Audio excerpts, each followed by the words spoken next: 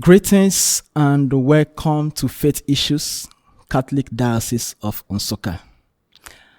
I am Reverend Father Teclus Ike Ugwueze. We shall be reflecting on the readings of Friday after Ash Wednesday.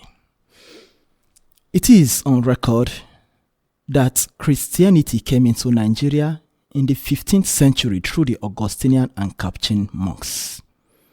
But very unfortunately, for the past 500 years, the people of God have been fasting and praying, but the condition of the country is getting worse. I therefore invite us to reflect with me on the first readings of that Friday after Ash Wednesday with the theme, The Ethical Demands of Fasting.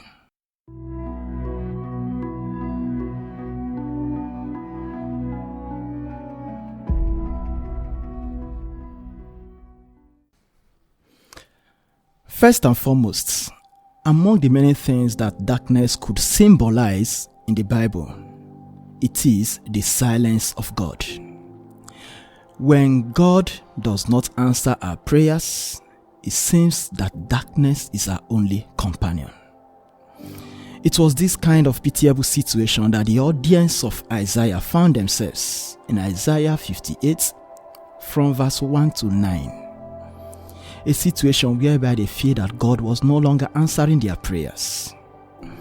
It was a historical backdrop that showed that the people of Israel have been praying and fasting for God to come to their aid in their pitiable situation. But it was as if God was not answering them, and they kept on questioning themselves, God, why are you not answering our prayers?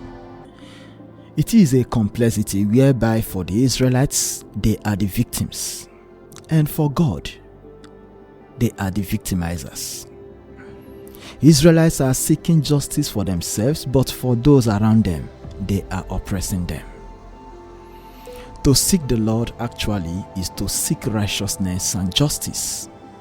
But unfortunately, the Israelites were interested in themselves. The Lord expects the Israelites to seek righteousness for the poor and the oppressed, to care for the widow as well as the orphan, and to ensure that there is peace and harmony among them. But Israelites, we are so much engrossed with the fact that they are observing the ordinances of the law, whereas the ethical demands of it, they lacked all of them.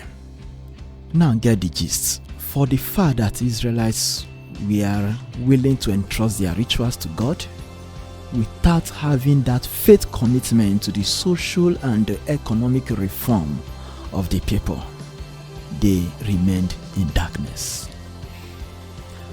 We could now ask ourselves, what does it mean to seek righteousness and justice? To seek righteousness and justice is to be actively engaged in the social and the economic condition of the people. It is a liberation for those who are oppressed. It is a situation whereby we sought for the well-being of those around us. As far as that righteousness is not involved in our lives, we are missing the link. In the absence of righteousness and justice, fasting becomes meaningless. This is exactly why Isaiah would urge the Israelites to pour out themselves to the hungry and the oppressed. And to pour out oneself simply means to pour out your soul. Pouring out your soul in another expression could mean getting yourself afflicted, hence the meaning of fasting. Afflicting oneself for the common good of the people. And that is fasting. By use of this language, we could observe that the prophet Isaiah is calling for a full transformation of the soul of the community. Hence, a new dimension of fasting. Fasting, therefore, is not just to earn favor from God, but a spiritual transformation. A spiritual transformation that could take care of our economic and social conditions. Above all, fasting is an attempt to align one's priorities towards the will of God. No wonder the salvation God promises is conditioned upon our response to God's will. And that is exactly why, towards the end of that first reading, Isaiah 58 verse 8 to 9, we could see the if-then clauses. Taking for instance, it says, "Then your light shall break forth like the dawn, and your sickness will be healed quickly. Then you shall cry for help, and the Lord will say, Here I am." That is to tell us that when our fasting has been conditioned properly, in a manner that we are seeking the well-being of others, Lord will always hear us. Our God will respond to our cry. Fasting is not when we refuse to eat food, but when we are willing to put smiles on the faces of others. Based on these passages, what is the light that we break in the dawn? It is the eschatological promise of God's salvation. It is the goal, the end, the consummation of God's promises. The light is the Lord Himself, who promises to liberate His people from darkness and offer justice and the kingdom which He has promised us. This is the light we need in Nigeria today.